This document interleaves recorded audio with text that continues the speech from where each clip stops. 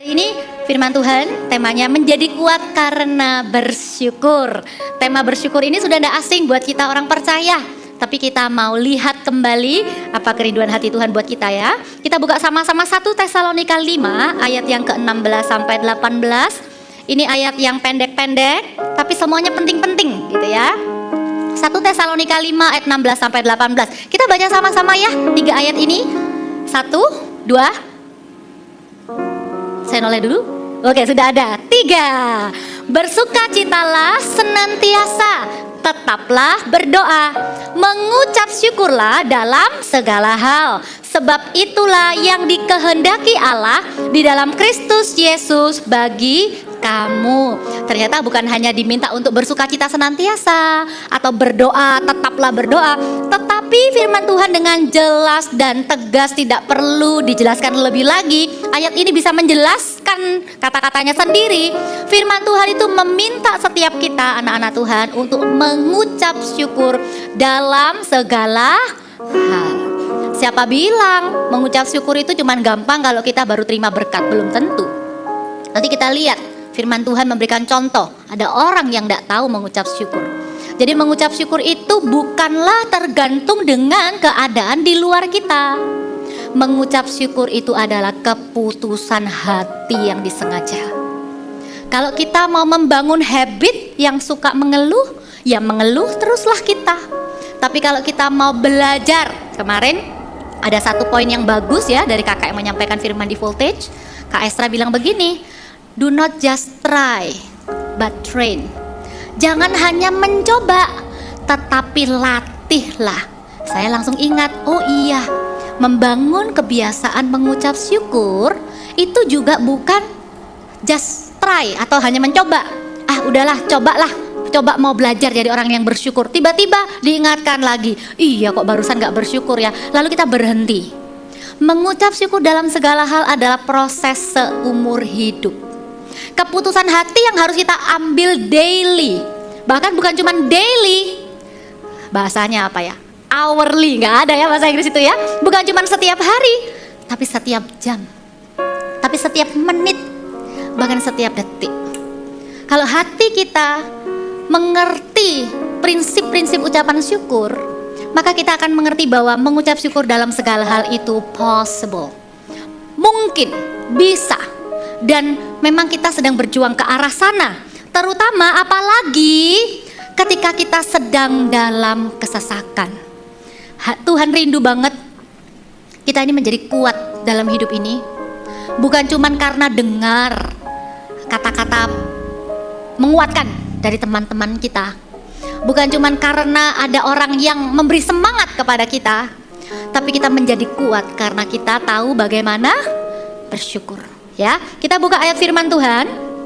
Dikatakan di Amsal 24 ayat yang ke-10. Amsal 24 ayat yang ke-10 kita baca sama-sama ya. 1, 2, 3. Jika engkau tawar hati pada masa kesesakan, kecillah kekuatanmu. Di dalam masa kesesakan itu di level yang paling sederhana, sesuatu yang membuat kita tidak nyaman. Bisa jadi kondisi fisik, kita udah pengen makan ke tempat yang kita sudah lama tunggu-tunggu, ternyata ngantrinya panjang. Ya oke lah, masa kesesakan gitu ya. Tapi ya jangan lebay gitu lah ya. Kalau dalam hal kecil gak enak begitu aja kita udah terbiasa mengeluh, kita akan expert dalam mengeluh. Kita akan expert dalam hal komplain. Ketika masalah jadi semakin besar. Kalau hanya dalam hal sepele, kita train ourselves itu untuk complain, easily complain, maka ketika masalah yang sebenarnya datang, kita tidak akan punya kekuatan. Dan firman Tuhan bilang, kalau hati kita tawar hati itu bukan berarti cuman lose hope ya. Tawar hati itu bukan cuman sekedar tidak berharap lagi kepada Tuhan. Tawar hati itu juga artinya tidak mampu lagi bersyukur. Hatinya hambar, hatinya tawar, tidak menemukan apapun alasan sama sekali, tidak ingat sama sekali untuk mengucap syukur. Nah, firman Tuhan katakan, kalau kita tawar hati di masa kesesakan, kecil kekuatan kita. Tapi ketika kita hatinya tidak tawar, atau hatinya bersemangat, hatinya apa ya, kalau tidak awar, asin gitu ya, kalau tidak tawar ya. Kalau hati kita itu punya sejuta rasa gitu ya, karena kita tahu mengucap syukur di masa kesesakan kita, maka kita punya kekuatan yang kita tuh kadang nggak tahu dari mana. Coba deh, gampang aja. Kita ini mau nggak mau harus nunggu, oke? Akan lebih melelahkan kalau orang yang menemani kita menunggu ini adalah orang yang mengeluh every second. Ngeluh, komplain setiap kita maju satu langkah, kita bilang, oh ini ordernya nggak bagus, ini sistem manajemennya kurang, ini maju lagi, mbaknya kurang, ini. Kita yang di sebelahnya tuh kepengen apa? Rasanya jadi lebih berat gitu loh, jadi lebih emosian gitu loh. Tapi coba kalau orang yang menunggu bersama kita sambil antri gitu ya, itu bisa bilang, itu loh spotnya itu bagus ya, pinter loh dia bisa bikin ornamen kayak gitu, nanti kita foto situ ya. Perjalanan kita ngantri ini jadi lebih berasa menyenangkan dan tidak berasa lama. Seolah-olah kita jadi punya kekuatan ekstra. Coba kalau misalnya kita dekat dengan orang yang bilang, panas banget ya, aduh geram mau mati gua. Kita bisa merasa, iya ya panas ya, iya ya sesak nafas ya. Sebenarnya karena apa? Karena omongan dia. Nah, demikian juga, ini kalau tadi saya kasih contoh waktu kita dengar orang mengeluh. Bayangkan kalau hidup kita ini, manusia roh kita ini atau jiwa kita ini mendengar mulut kita ini bolak-balik mengeluh. Please, love your soul, love yourself, and build your spirit. Cintai kehidupanmu, cintai dirimu, cintai keadaan mentalmu sendiri gitu ya. Bahkan ayo bangun manusia rohmu. Jadilah kuat dengan cara apa? Berkata-kata yang penuh dengan ucapan syukur. Itu kuncinya, kita lihat ya. Tipsnya, satu tips aja supaya kita itu bisa mengucap syukur dalam kesesakan. Ya, jadi poin yang pertama ini adalah bagaimana kita bisa mengucap syukur gitu ya, menemukan kekuatan dari mengucap syukur. Kuat karena bersyukur itu karena kita bisa bersyukur dalam kesesakan. Nah, tipsnya apa? Bersyukur dalam kesesakan ini simple. Firman Tuhan tuh bilang begini, naikkan doa sambil bersyukur. Bukan cuma sekedar berhenti mengeluh. Berhenti mengeluh tapi hatinya kesel. Mulutnya nggak mengeluh tapi hatinya kacau. Firman Tuhan bilang, kuasai dirimu, jadilah tenang supaya kamu berdoa. Tapi bukan hanya cuma sekedar berdoa. Firman Tuhan itu indah. Firman Tuhan itu dari Allah yang mengetahui manusia. Tubuh, jiwa, dan rohnya itu Tuhan yang punya. Pemilik jiwa kita. He knows how to handle our souls. Allah kita adalah Allah yang paling tahu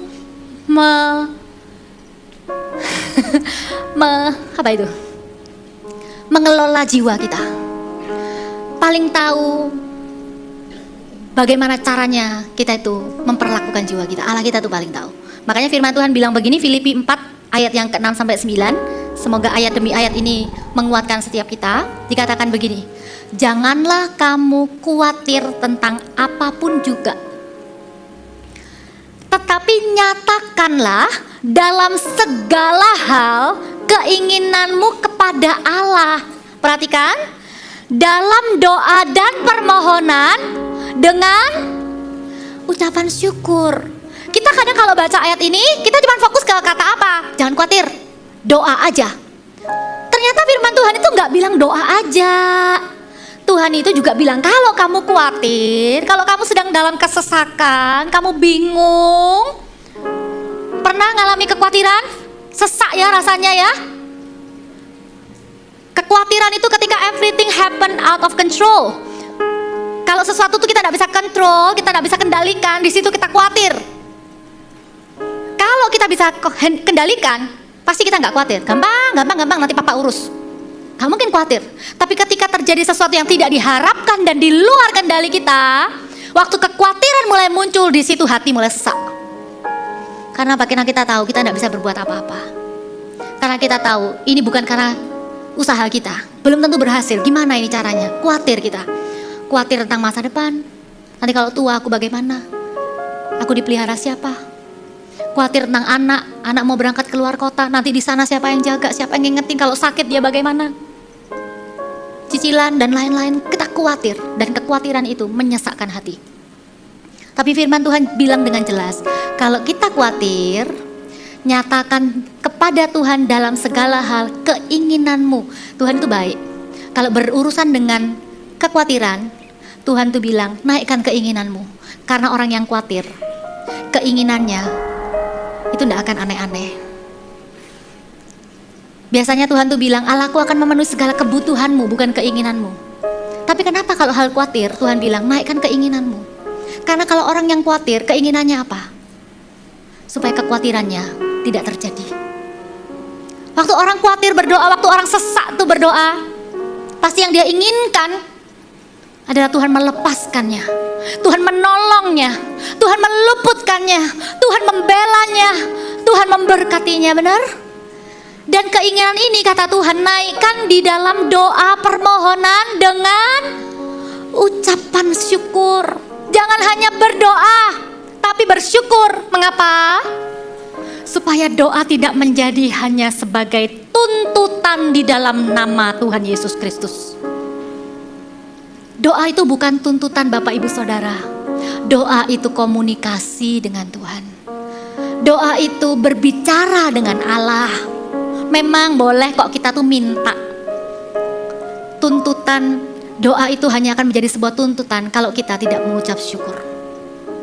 Bagaimana kita bisa kuat di dalam kesesakan, bersyukur dalam kesesakan, berdoa sambil mengucap syukur. Caranya bagaimana? Misalnya waktu kita berdoa, kita bilang, Tuhan, aku khawatir ini itu. Tapi bilang, tapi thank you loh Tuhan. Waktu lalu itu, waktu dia ini sakit, Tuhan itu kirim dokter yang baik. Jadi waktu itu cepat keluarnya dari rumah sakit. Jangan lupa waktu kita berdoa, Tuhan sembuhkan anakku. Bilang terima kasih sama Tuhan. Makasih ya Tuhan, dia ini gampang prosesnya, minum obatnya enggak susah. Terima kasih ya Tuhan, kami minta ya Tuhan anak ini sembuh. Tapi terima kasih ya Tuhan, kami jadi lebih sering berdoa bersama keluarga. Tambahkan ucapan syukur waktu kita menaikkan doa. Maka yang terjadi di ayat-ayat selanjutnya baru akan digenapi. Yaitu apa? Damai sejahtera Allah yang melampaui segala akal akan memelihara hati dan pikiranmu di dalam Kristus Yesus. Sekarang kita tahu ya, kenapa orang sudah berdoa tapi kok masih pikirannya kacau? Jangan-jangan karena doanya tidak disertai dengan ucapan syukur. Kuasa pengucapan syukur itu bisa mendatangkan damai sejahtera yang melampaui segala akal. Dan damai itu bukan cuma muncul tiba-tiba atau sebentar saja, tapi firman Tuhan katakan damai sejahtera Allah yang melampaui segala akal itu akan memelihara, will be continuously, akan memelihara, akan ada terus. Memelihara itu bukan cuma sekali memberi makan, itu namanya feeding. Tapi kalau memelihara itu artinya taking care of your soul during the time of suffering. Maka damai sejahtera itu akan menyertai kita sepanjang kesesakan itu belum selesai. Makanya kita tetap bisa bersyukur kepada Tuhan di tengah-tengah masalah yang berat sekalipun. Karena damai itu kuncinya di hidup kita adalah doa dan ucapan syukur. Banyak-banyak bersyukur ya, amin. Ya, ayo kita latih diri kita. Latih diri kita untuk banyak-banyak mengucap syukur. Bukan bilang gini ya, syukur, syukur. Bukan. Mengucap syukur itu artinya bilang gini, terima kasih Tuhan. Ayo bilang sama-sama, terima kasih Tuhan. Itu lo bersyukur. Nanti kita bilang, terima kasih lo Tuhan, dapat konsumen baru. Terima kasih ya Tuhan, anaknya yang sudah seharian bikin kesel tidur, aduh, energinya banyak, sehat. Terima kasih Tuhan. Kalau Anda hidupi hidup ini dengan melatih diri Anda mengucap syukur, maka damai sejahtera itu tidak akan meninggalkan Anda. Selalu temukan, alasan untuk mengucap syukur. Sekalipun belum selesai masalahnya, minta sama Tuhan. Ayo, jadilah sengaja untuk menemukan kebaikan Tuhan. Jangan pikir, itu kebetulan. Ayo jadi lebih teliti untuk melihat, ini kalau bukan Tuhan tidak mungkin. Ini Tuhan. Ini pasti Tuhan. Lebih baik kita begitu daripada kita apatis lalu kita merasa itu kan kebetulan, belum tentu, nanti paling habis ini berubah lagi bla bla bla. Daripada kita begitu, ayo syukuri setiap progresnya. Syukuri setiap progresnya. Kenapa? Karena firman Tuhan itu berjanji bahwa Allah kita adalah Allah yang turut bekerja di dalam segala sesuatu, mendatangkan kebaikan bagi setiap kita. Percayalah bahwa ketika kita masih ada di tengah-tengah proses, di tengah-tengah kesesakan itu, Tuhan itu tidak nganggur. Itulah yang buat kita anak Tuhan itu selalu penuh dengan damai sejahtera dan terus berharap sama Tuhan, dan mudah untuk mengucap syukur. Karena kita tahu our God is a working God. Allah yang bekerja. Allah itu bukan cuma duduk di tahta. Belum ya? Kamu mau minta ya? Tunggulah, nantilah, tak lihat dulu usahamu. Saya tuh merenungkan ayat ini ya. Please Bapak Ibu, ketahuilah bahwa Allah kita itu adalah Allah yang turut bekerja dalam segala sesuatu di kehidupan kita. Tujuannya untuk mendatangkan kebaikan buat kita. Kalau itu belum baik, berarti belum selesai. Kalau itu belum happy ending, berarti Tuhan masih terus mengerjakannya. Bagian kita apa? Jangan jadi kecewa. Bersyukur itu juga membuat hati kita anti kecewa. Bersyukur itu membuat hati kita itu anti jealous. Anti jealous, anti disappointment. Kuasa ucapan syukur itu besar. Waktu kita bersyukur dengan apa yang kita punya, kita gak bakal iri dengan saudara kita yang punya sesuatu. Karena kita tahu, belum tentu dia punya apa yang kita punya. Kadangkala lihat Instagram, lihat kehidupan orang lain itu juga bahaya. Bisa jadi trap buat damai sejahtera kita. Kita yang sudah bersyukur karena bisa liburan ke satu kota, mungkin terdekat gitu dengan semua fasilitasnya, tiba-tiba scroll, lihat teman, loh liburannya lebih jauh, lebih bagus tempatnya, makanannya lebih melimpah, fotonya lebih fotogenik. Hilang sukacita kita. Langsung kita bilang, tahun depan kesini aja, padahal baru nyampe di kota itu. Ayo bersyukur. Bersyukur itu antinya iri hati. Bersyukur itu antinya kecewa sama Tuhan. Amin. Karena Allah turut bekerja dalam segala sesuatu mendatangkan kebaikan bagi setiap kita yang mengasihi Dia, yang terpanggil dalam sesuai dengan rencana Allah. Dan Tuhan itu memandang serius loh ucapan syukur ini. Ini adalah sebuah peringatan gitu ya, supaya kita mau dengan sengaja melatih diri untuk bersyukur, dengan sengaja melawan gravitasi ke bawah yang mengatakan lebih gampang ngomel daripada bersyukur. Ngomel itu kayak skill otodidak gitu loh. Mengomel itu kayak kemampuan alami yang kita punya waktu lahir gitu loh. Benar ya? Gak perlu diajari gitu ngomel itu. Pinter gitu kalau ngomel. Tapi kalau bersyukur itu kayaknya harus dilatih, harus sengaja dimunculkan gitu ya.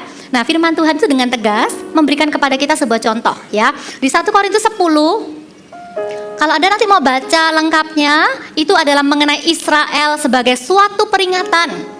Ini menceritakan satu perikop yang berisi dosanya bangsa Israel yang membuat bangsa Israel itu tidak jadi masuk tanah perjanjian ya. Dikatakan begini ya di ayat 10. Pasal 10 ayat 1. Aku mau supaya kamu mengetahui saudara-saudara bahwa nenek moyang kita semua berada di bawah perlindungan awan, dan bahwa mereka semua telah melintasi laut untuk menjadi pengikut Musa. Mereka semua telah dibaptis dalam awan dan dalam laut. Perhatikan, mereka semua makan makanan rohani yang sama. Mereka semua minum minuman rohani yang sama, sebab mereka minum dari batu karang rohani yang mengikuti mereka, dan batu karang itu ialah Kristus.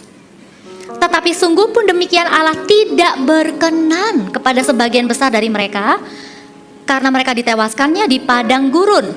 Semuanya ini telah terjadi sebagai contoh bagi kita, supaya jangan kita menginginkan hal-hal yang jahat seperti yang telah mereka perbuat. Nah, ayat 7 itu menggambarkan apa aja? Penyembah berhala. Lalu yang ayat 8 itu percabulan.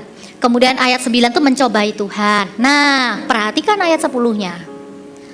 Dan janganlah bersungut-sungut seperti yang dilakukan oleh beberapa orang dari antara mereka, sehingga mereka dibinasakan oleh malaikat maut. Ayat 11, semuanya ini telah menimpa mereka sebagai contoh dan dituliskan untuk menjadi peringatan bagi kita yang hidup pada waktu di mana zaman akhir telah tiba. Jadi kesalahan bangsa Israel, ciri-cirinya bangsa Israel, kalau ingat bahasa Israel itu ingat apa? Ingat sungut-sungut. Sudah dilakukan mujizat yang begitu besar, ditolong begitu rupa, tetap komplain, tetap mengeluh, tidak pernah bersyukur. Firman Tuhan itu mengajarkan, jangan sampai kita ikut-ikut spiritnya bangsa Israel yang suka bersungut-sungut ini. Ini semua ditulis di Alkitab menjadi peringatan bagi kita yang hidup di akhir zaman. Nanti kalau Anda mau buka di kitab Timotius, 1 Timotius, itu ada nubuatan tentang keadaan manusia di akhir zaman. Selain tidak mempedulikan agama, di situ juga ada kata tidak tahu berterima kasih. Maka syukur itu bukan hanya di masa kesesakan saja, tapi mengucap syukur kepada Tuhan juga termasuk ketika Tuhan telah menolong kita. Apakah ada jaminan kalau Tuhan itu sudah menolong kita, kita jadi bisa berterima kasih kepada Tuhan? Tidak otomatis. Kita perlu dengan sengaja bawa ucapan syukur kita dan hiduplah di dalam ucapan syukur itu. Dalam perjanjian baru ada sebuah contoh.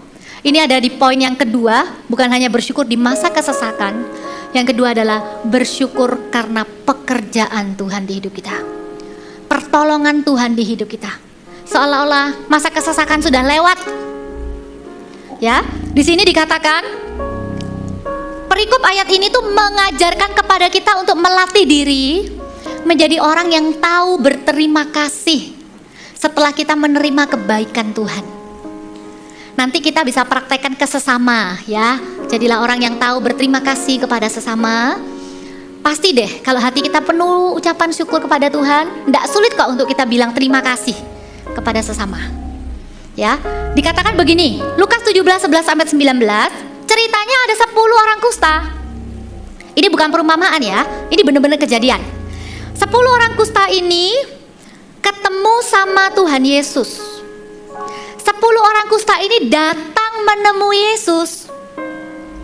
Kemudian walaupun mereka itu tetap berdiri agak jauh, mereka berdiri, mereka berteriak, Yesus Guru, kasihanilah kami.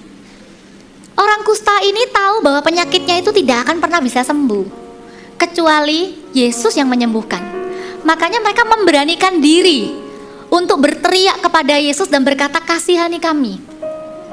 Yang terjadi, Yesus itu langsung memberikan sebuah instruksi yang instan. Dikatakan, pergilah, tunjukkan dirimu kepada imam. Wow, ini bukan orang tidak beriman loh Bapak Ibu Saudara. Ini orang yang langsung melakukan petunjuk Tuhan. Ini orang yang punya iman, tapi cuma satu, lupa bersyukur. Orang-orang ini 10-10-nya langsung berangkat. Dan ketika mereka berada di tengah jalan, mereka menjadi suci. Artinya mereka sembuh, tahir ya.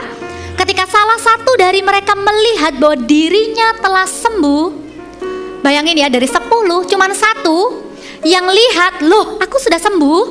Lalu orang ini kembali memuliakan Allah dengan suara nyaring. Ayat 16 berkata, lalu tersungkur di depan kaki Yesus dan mengucap syukur kepadanya. Thank you Yesus, thank you Jesus. Pria itu adalah orang Samaria. Lalu Yesus berkata, bukankah yang 10 orang itu sudah disucikan? Di manakah yang 9? Bukankah di antara mereka adakah yang kembali memuliakan Tuhan selain orang asing? Karena ini orang Samaria. Lalu ia berkata kepada orang itu, bangunlah dan pergilah, imanmu telah menyelamatkanmu. Di sini kita bisa lihat ya, kok kayaknya Tuhan itu mencari ucapan terima kasih kita ya. Iya memang. Tuhan itu tidak mau kita melupakan kebaikannya dengan begitu cepat.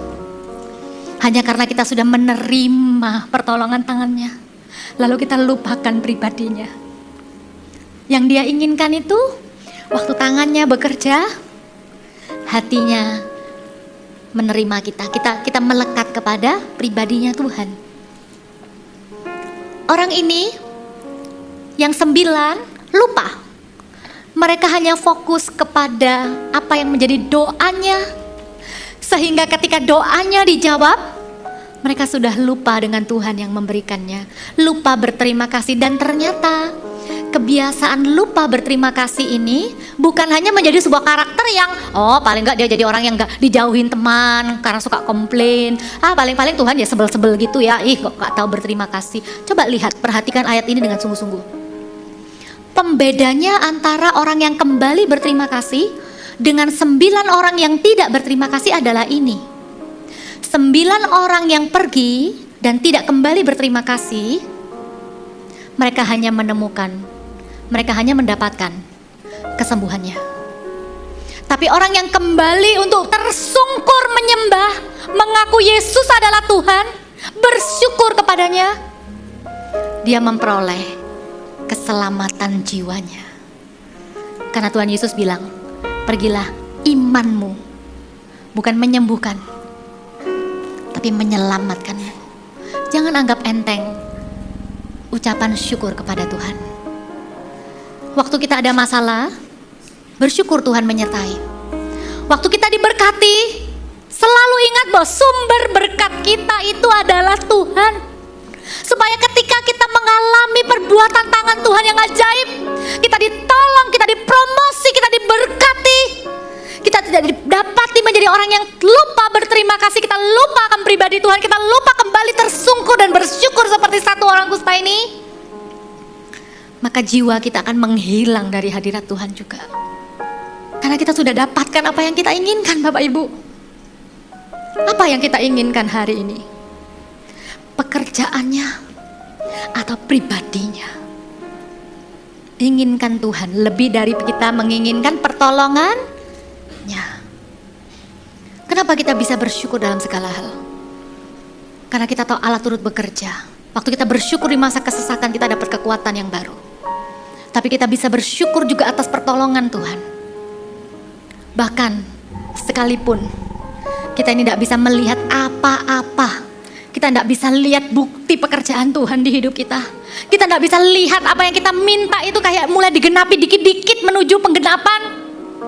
Tetap kok kita bisa mengucap syukur.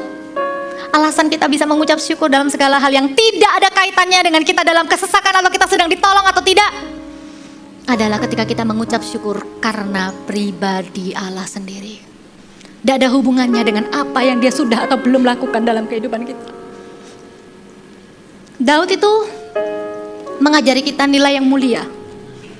Daud itu bilang begini, 1 Tawarik 16 ayat 34, ini ayat yang terakhir. Bersyukurlah kepada Tuhan sebab Ia baik. Bahwasanya untuk selama-lamanya kasih setianya. Alasan kita bersyukur kepada Tuhan bukan karena doa kita dijawab. Alasan kita bisa bersyukur sama Tuhan bukan semata-mata karena kita ditolong sama Tuhan. Alasan utama kita bisa mengucap syukur kepada Tuhan, kata pemazmur Daud, adalah karena Dia adalah Allah yang baik dan selama-lamanya Dia Allah yang setia. Dengan demikian, tidak ada alasan untuk kita tidak bisa mengucap syukur. Amin. Amin.